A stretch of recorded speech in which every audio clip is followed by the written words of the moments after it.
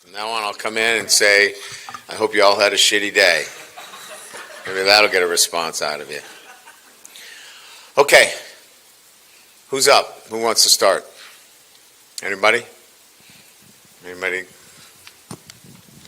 Coach, what did the comeback win do for the psyche of the football team, and did you see it carry over on the practice field this week? Yeah, no, I think anytime that you're able to win a game that you're down by 17 on the road against an SEC opponent, it definitely, does a lot to the group in terms of, the work that they've done. There's only so many times you can talk about preparation and that your preparation has put you in a good position to be successful, and you're not rewarded for it, right? And I think this group would not have been in a bad place if they hadn't won the game. But I think you got to look at it from this perspective. Their work has been so good, and they know that they've prepared so well. They're concerned that they haven't played the way they want to play as well. But yet, having said that, they still were able to overcome so many mistakes against a really, good football team. So that really built a lot of confidence in the group this week. Secondly, you won the toss, Brian, this weekend. You deferred.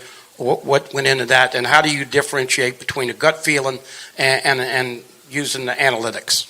I knew we were going to be down 17 early on in the game, and I wanted that extra possession. No, I mean, I think, when you go on the road against an SEC team, you're looking at it from a perspective of where are our strengths, where do we perceive, maybe they're not as strong. And as we did a deep dive into that game, earlier in the week, I felt in talking to the coordinators that was the best place to be. Right here, Coach. Just about the safeties last week, seemed like you guys were you had two pairs. So have you guys kind of been assessing, well, this guy works better with this guy, or just are you considering a platoon approach? Just what's your assessment of that position right now? Yeah, I think you're going to see a lot of guys playing at that position. As we talked about, right, with, Harold playing the Sam linebacker position, we've got to make room for Major Burns because Major's been a consistent player for us. So now he's playing some safety. And clearly, we've talked about this, that we want to get, Deshaun Spears on the field as well. So you have that. Kind of mix where you've got a veteran with a freshman, which makes sense to us.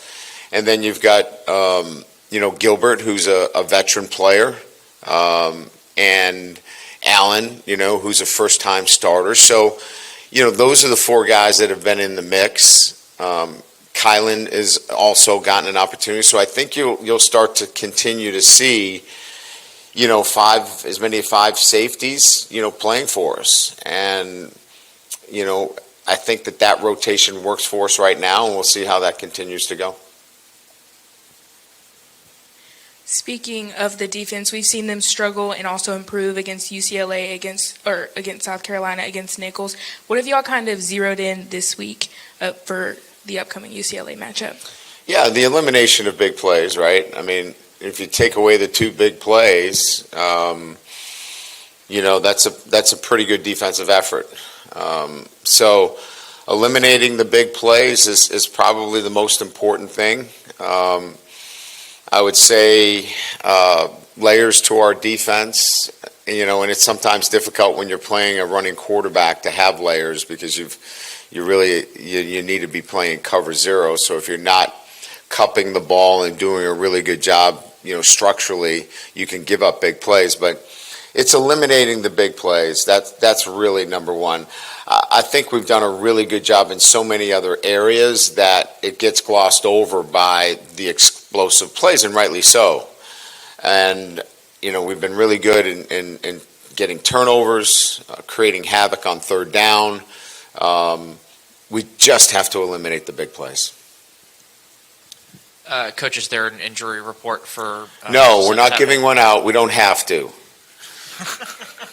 That was sarcastic. I mean, it was, it's not going to be seen that way. Obviously, it's going to go out as, Coach Kelly, refused to give out the injury report, but it'll be our laugh right here. Let's see.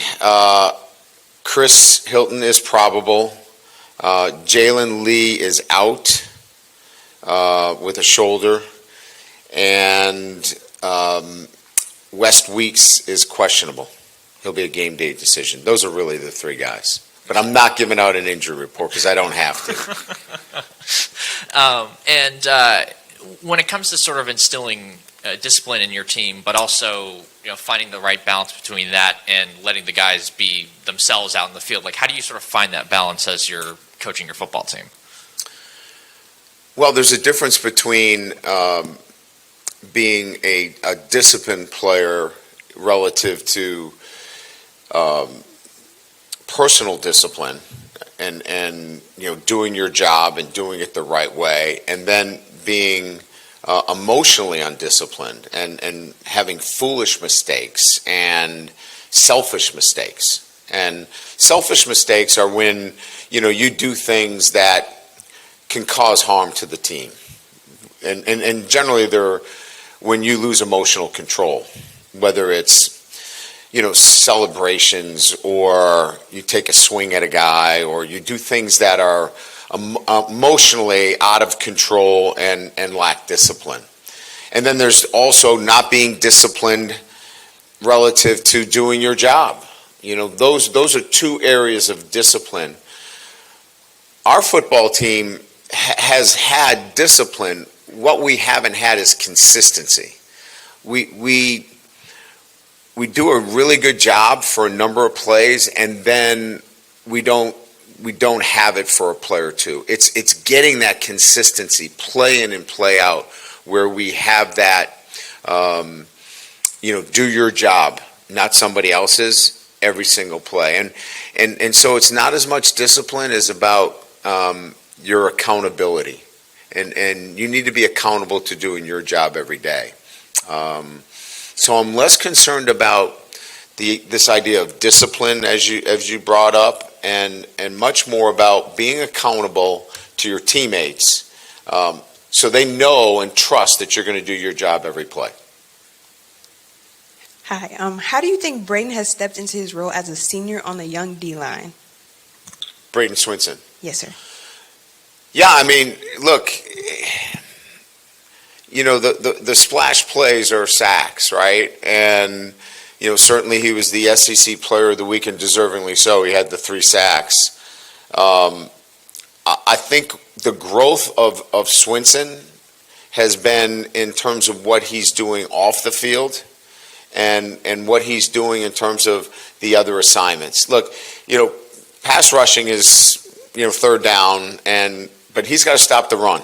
He's got to drop into coverage. He's got to do so many other things. I think what's really showing in his play is really the overall commitment to all phases of the game. And then off the field, he's a SWAT leader for us. His SWAT team is outstanding. He's holding players accountable. That's really where he's leaving a big mark into the program in those areas. And I know the splash plays get all of the publicity, and good for him, but he's doing a job that's being recognized in the program as well. Coach, up front, do you expect to get Trey Holly back at any point this season? Obviously, we've followed Trey's situation legally, and there's not much that we can do. We hope for a resolution in the case, but this is out of our hands right now. This is a matter that needs to be handled through the courts, and once it's cleared through the courts, then we'll be able to make a decision on his status. Again, I think we've been pretty clear that he can't play football here until the legal matters have been settled.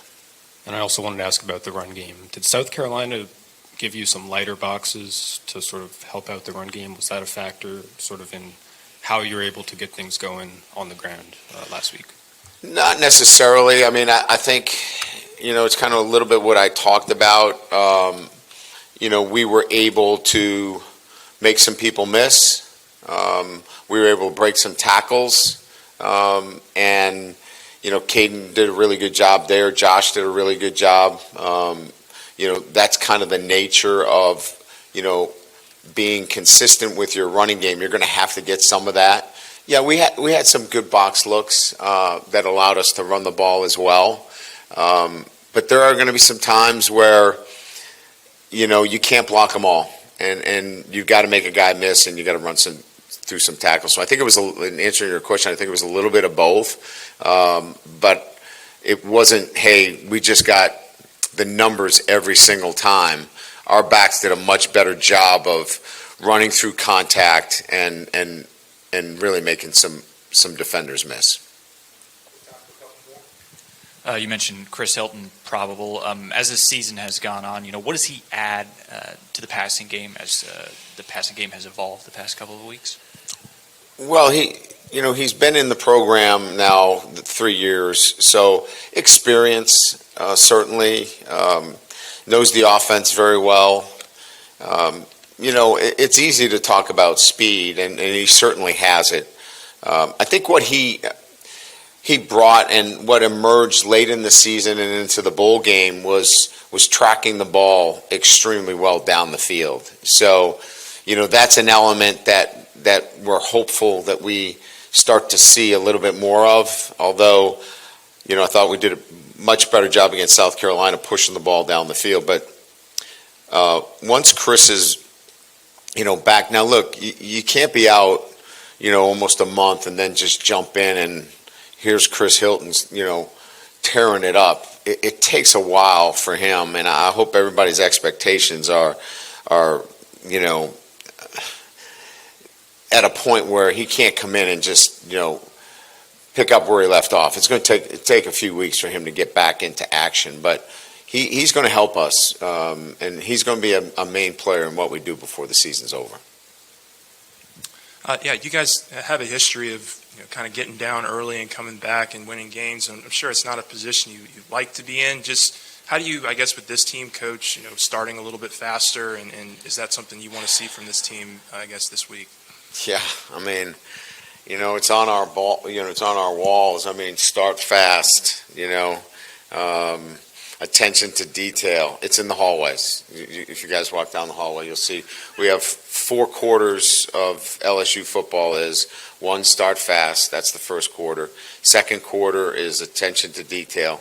Third quarter is effort and enthusiasm, and fourth quarter is finish strong. So we talk about it every day about starting fast. So it's one of those things where then you have to look at, all right, what's our practice preparation look like? Do we start fast in practice and preparation?